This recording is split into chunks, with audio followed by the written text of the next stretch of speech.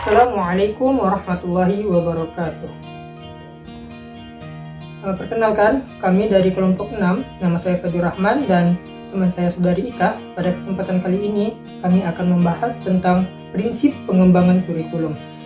Sebelum kita membahas lebih jauh tentang prinsip pengembangan kurikulum, kami akan memaparkan materi pokok yang akan kami sampaikan pada video kali ini. Yang pertama, kami akan membahas tentang pengertian prinsip pengembangan kurikulum. Yang kedua, kami akan membahas sumber dan tipe pengembangan kurikulum. Dan yang terakhir, kami akan menjelaskan tentang prinsip-prinsip pengembangan kurikulum itu sendiri. Baiklah, langsung saja kita akan memasuki pembahasan yang pertama, yaitu mengenai pengertian prinsip kurikulum. Nah, dalam pembahasan pengertian kurikulum kali ini, kami akan membagi dua pengertian. Yang pertama yaitu pengertian dari pengembangan kurikulum dan pengertian dari prinsip kurikulum. Nah, pengembangan kurikulum di sini ialah proses pembentukan kurikulum baru melalui penilaian-penilaian dari kurikulum sebelumnya yang berlaku pada periode waktu tertentu demi menghasilkan kurikulum yang baru yang lebih baik.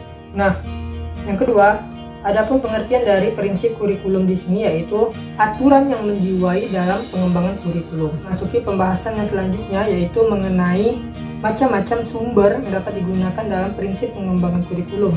Yang pertama yaitu ada data empiris. Data empiris yaitu data nyata atau data yang merujuk pada suatu pengalaman atau suatu kegiatan terdokumentasi dan terbukti efektif yang telah dilakukan. Dan yang kedua yaitu ada data eksperimen, yaitu data yang dihasilkan dari hasil percobaan dan telah terbukti benar. Dan yang ketiga yaitu dari cerita atau legenda yang hidup di dalam masyarakat. Nah, biasanya data ini juga disebut dengan kebudayaan atau budaya yang beredar di sekitar masyarakat tersebut.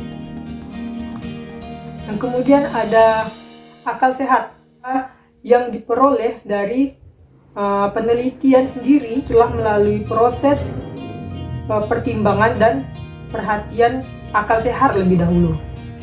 Baiklah, kita akan memasuki materi selanjutnya yaitu tipe-tipe prinsip pengembangan kurikulum. Nah, pada dasarnya tipe-tipe prinsip pengembangan kurikulum merupakan tingkat ketepatan prinsip yang digunakan. Hal ini ada kaitannya langsung dengan sumber-sumber dari prinsip pengembangan kurikulum itu sendiri. Di antaranya yaitu ada fakta, ada data, konsep, dan prinsip yang tingkat kepercayaannya tidak diragukan lagi karena sudah dibuktikan secara empiris melalui suatu penelitian yang berulang-ulang.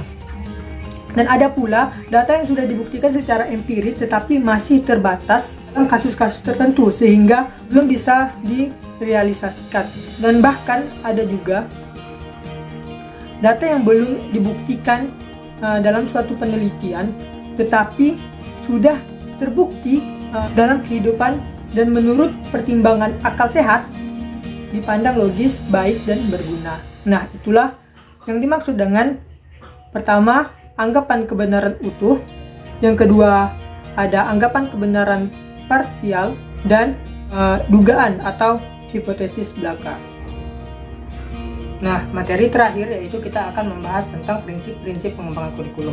Nah, yang pertama yaitu berorientasi pada tujuan. Nah, dalam pengembangan kurikulum yang harus kita lakukan di sini yaitu pertama, berorientasi atau merujuk kepada tujuan pendidikan yang telah ditentukan, baik dari tujuan nasional, tujuan lembaga, ataupun tujuan-tujuan yang telah dibentuk oleh sekolah itu. Dan yang kedua yaitu prinsip relevanisasi atau kesesuaian, meliputi referensiasi internal dan eksternal.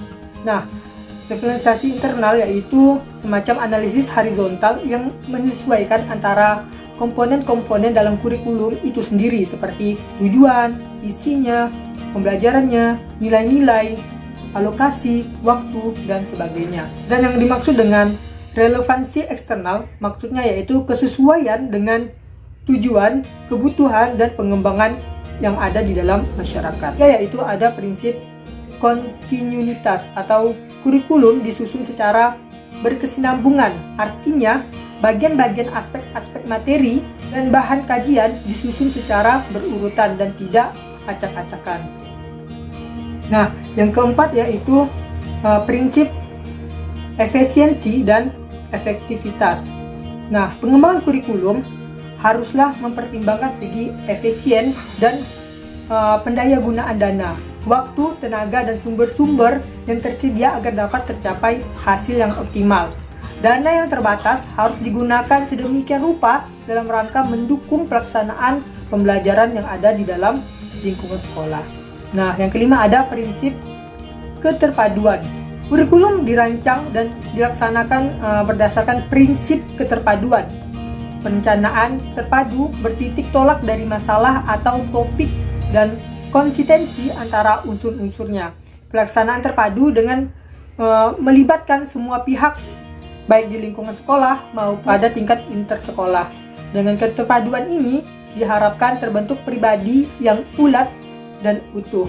Yang keenam yaitu ada prinsip fleksibilitas atau kurikulum yang dibuat itu luas, mudah disesuaikan, diubah dan dilengkapi atau dikurangi berdasarkan tuntunan dan keadaan ekosistem dan kemampuan setempat. Jadi tidak statis atau tidak kaku.